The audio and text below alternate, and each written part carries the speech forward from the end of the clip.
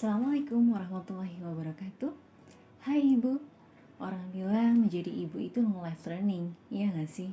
Dan aku percaya persiapan yang matang itu berpengaruh positif banget dalam perjalanan kita menjadi ibu.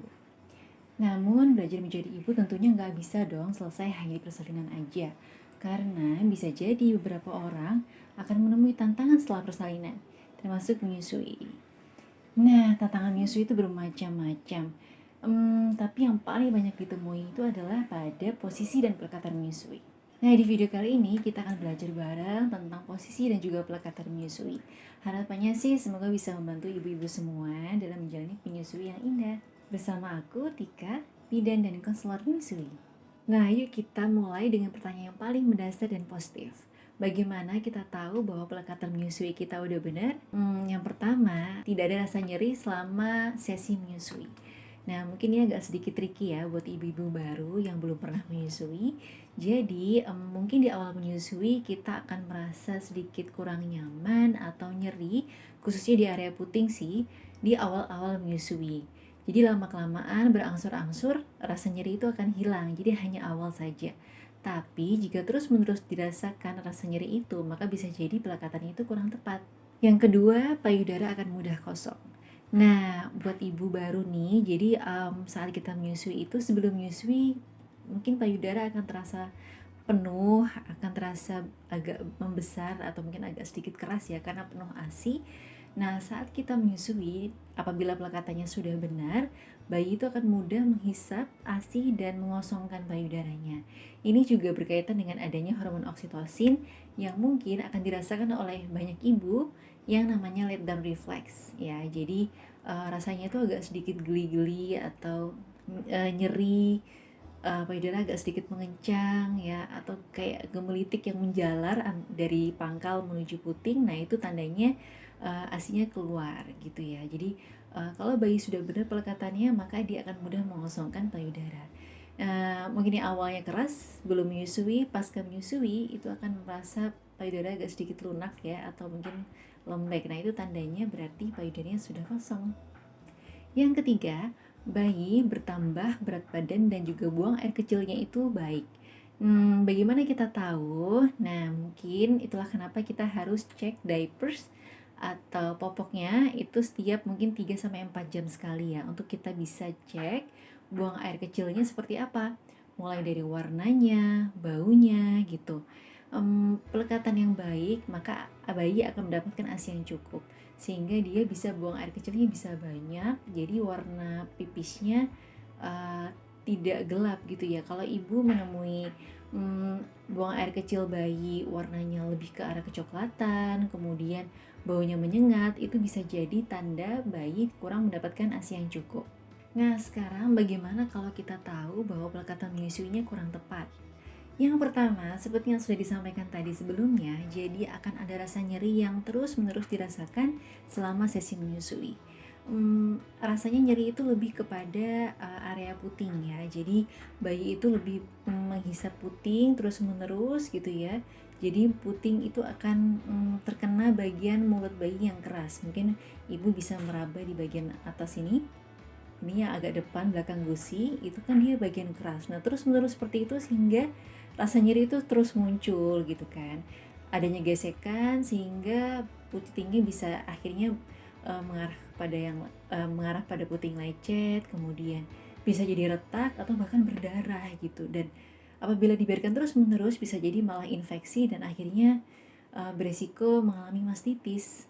Yang kedua, puting berbentuk seperti ujung lipstick atau lipstick shape ya, seperti begini ya, seperti kayak air gitu, kayak icon air gitu loh, jadi ujungnya agak sedikit lancip. Nah, setelah menyusui, ibu coba cek lagi putingnya bentuknya seperti itu enggak. Nah, bisa jadi kalau bentuknya seperti itu, bayi hanya menghisap di area puting saja, yang mana pelekatan yang tepat itu apabila bayi menghisap di sebagian besar areola. Yang ketiga, adanya perubahan warna pada puting payudara. Di awal mula sebelum menyusui, mungkin ibu bisa cek dulu ya bahwa warna puting itu warnanya merata. Mungkin yang warnanya pink segar merata, warna kecoklatan atau kehitaman tapi merata gitu ya. Nah, apabila pelekatan menyusuinya kurang tepat, bayi akan terus-menerus menghisap di area puting sehingga terjadi perubahan warna, biasanya ke arah keputih-putihan ya, yang biasa disebut dengan vasospasme. Aliran darahnya kurang lancar di area itu, khususnya di area puting dan juga areola gitu ya. Jadi antaranya kalau warnanya keputihan atau pucat itu bisa jadi adanya tekanan yang terus-menerus dari hisapan bayi yang menandakan bahwa pelekatannya kurang tepat. Yang keempat, adanya suara atau clicking sounds dari bayi saat menyusu. Memang benar sih, bayi itu kalau nyusu itu suaranya bisa kencang banget, khususnya di suara, khususnya kayak suara nelennya ya bisa kencang banget. Tapi kalau udah ada suara kayak seperti itu, nah itu bisa jadi pelekatannya kurang tepat karena udara masih mudah mengalir masuk ya dari mulut bayi sehingga dia kurang sealed atau kurang tertutup gitu ya antara mulut bayi dengan payudara. Jadi masih ada udara yang masuk. Dan kalau lama-kelamaan dibiarkan bisa jadi gas udara ini bisa terperangkap dalam perut bayi. Ya, gas ini bisa terperangkap dalam perut bayi sehingga bayi mudah kembung.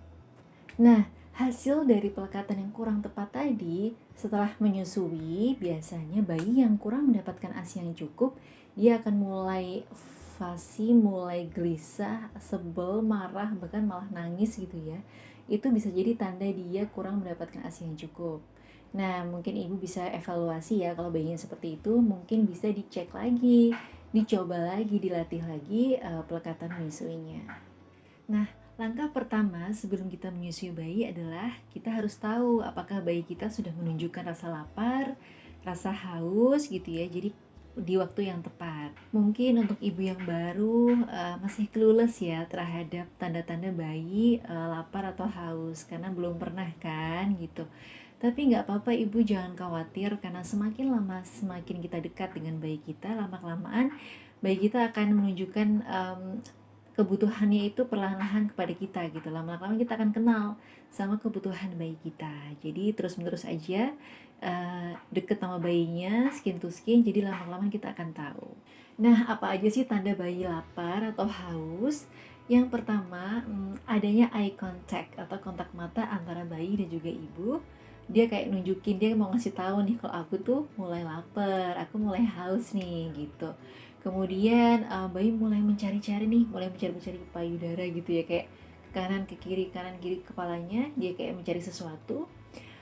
Kemudian dia mulai mencoba untuk menghisap apapun yang ada di dekatnya, tangannya, mungkin bajunya atau bedong, pokoknya ada di sekitarnya dia akan mulai menghisapnya. Dan yang terakhir mungkin dia akan mulai menjilat-jilat bibirnya kayak gitu ya. Jadi itu mungkin bisa jadi tanda bayi ibu sudah mulai lapar atau haus. Nah, mengetahui tanda-tanda ini sangat penting banget ya ibu, karena kalau kita terlalu lama mengenalinya bisa jadi bayi itu akan semakin stres, gelisah, ya akhirnya cranky ya, rewel, dan menangisnya susah untuk agak sulit untuk ditenangkan. Karena kita akan menyusui itu sebaiknya pada bayi yang sudah tenang gitu ya. Karena apabila mungkin bayi masih rewel, masih gelisah, marah, nangis, kita langsung menyusui, bisa jadi berpengaruh pada pelekatannya yang kurang tepat. Nah, setelah kita tadi tahu nih apa aja tanda bayi lapar atau haus, yuk kita sekarang mulai praktekin gimana cara memposisikan dan melekatkan bayi saat menyusu. Sebenarnya kalau ditanya posisi apa sih yang terbaik, posisi apa sih yang tepat ya untuk menyusui, semuanya itu kembali pada ibu masing-masing. Karena setiap orang bisa jadi beda kenyamanannya gitu ya. Jadi memang harus terus dilatih sampai ibu menemukan posisi yang paling nyaman antara ibu dan bayi. Belajar memposisikan dan juga melekatkan ini juga kayak trial and error gitu loh ibu. Jadi terus belajar, kurang nyaman, ganti, terus diulang seperti itu. Jadi mungkin sekitar 12 kali lebih ya untuk bisa ibu mulai terlatih, mulai nyaman antara ibu dan bayi. Jadi memang tidak hanya ibu yang belajar tapi juga bayinya. Nah, sebelum kita praktik ya, sebelum kita menyusui, pastikan dulu lingkungan ya itu nyaman buat ibu dan bayi. Suhunya juga nyaman buat ibu dan bayi. Ibu juga duduknya nyaman atau saat posisi tidur juga nyaman. Punggungnya bisa disandar dengan guling atau bantal ya supaya nyaman, rileks. bahunya juga rileks, tangannya juga rileks, tangannya juga bisa disandarkan pada bantal gitu ya, jadi nggak capek kayak gitu ya. Kemudian ibu juga tentunya menenangkan hati dan pikiran ya, dan juga jangan lupa berdoa sebelum menyusui.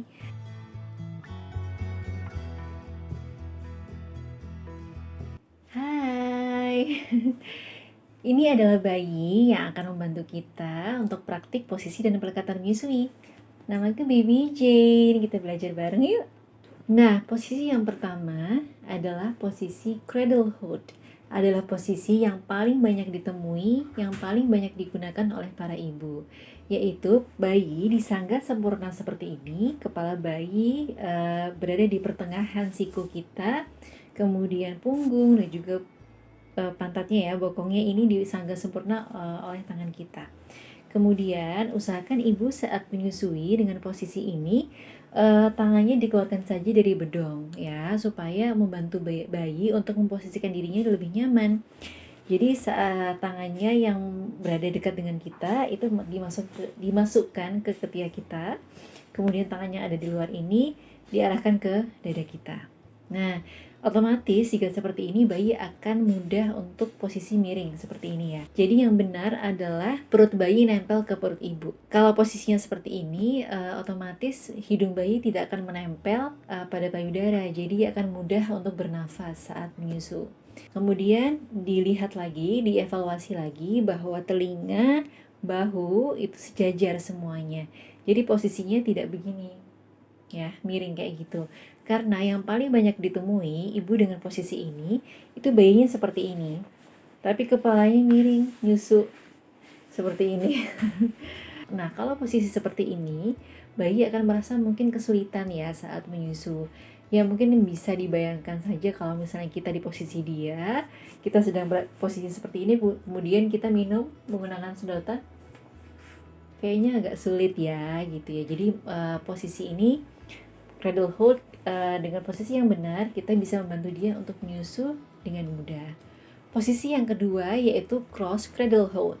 Posisi ini mirip dengan yang pertama tadi, cradle hold, hanya saja cara kita hanya saja cara menyangga tubuh bayinya itu dengan menggunakan tangan yang ini, tangan yang free ya, tangan yang bebas seperti ini ya, sehingga tangan kita yang ini akan mudah memposisikan payudara ke mulut bayinya gitu.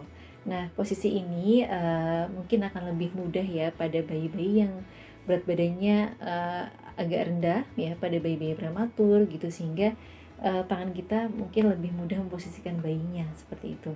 Di sini jangan lupa ibu untuk menyangga tangan menggunakan bantal supaya nggak capek.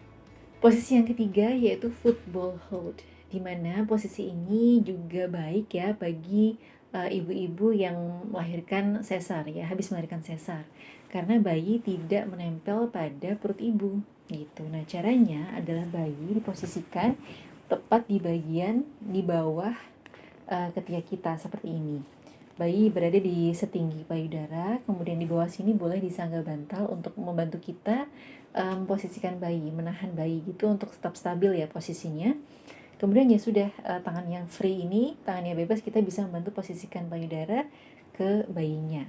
Posisi yang keempat yaitu lying hold, di mana posisi ini adalah yang paling nyaman, yang paling aku suka, favorit aku banget.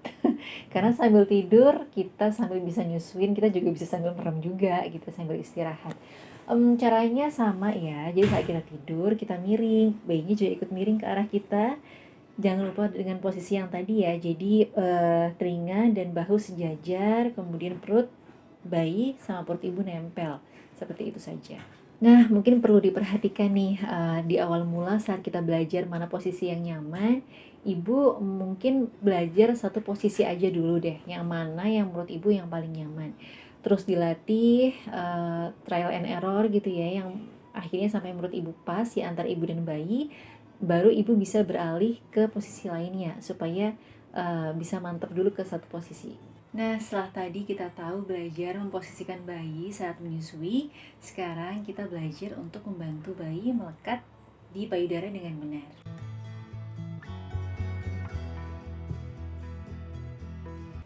Yang pertama, caranya adalah Bayi itu kepalanya setinggi dengan payudara ya, sedangkan puting tingginya setinggi dengan hidung. Nah, seperti ini. Kemudian payudara kita arahkan dari hidung bayi, kemudian kita roll in, jadi kita geser ke arah mulut bayi seperti ini.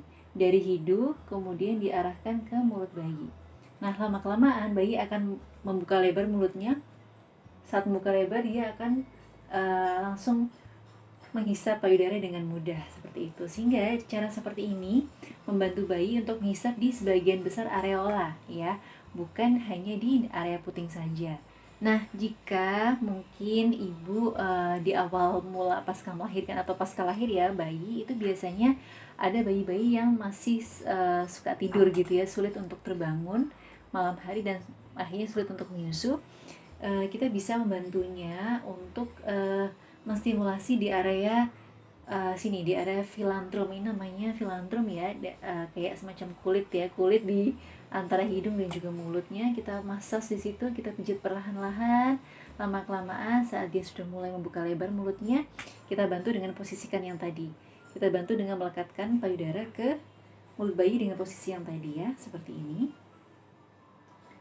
Nah, kemudian apabila terasa mungkin saat menyusui masih terasa sakit atau nyeri putingnya ya, sehingga menandakan bahwa pelekatan belum tepat, kita bisa ulangi lagi. Kita bisa ulangi lagi cara melekatkannya dengan benar. Caranya adalah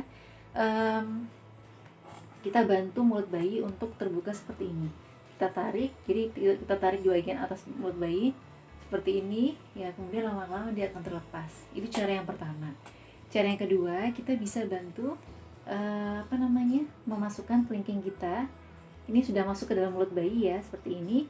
Kita bantu tarik perlahan-lahan kelingkingnya, kita tarik perlahan-lahan putingnya, lama-lama dia akan terlepas melalui mulut samping bayi.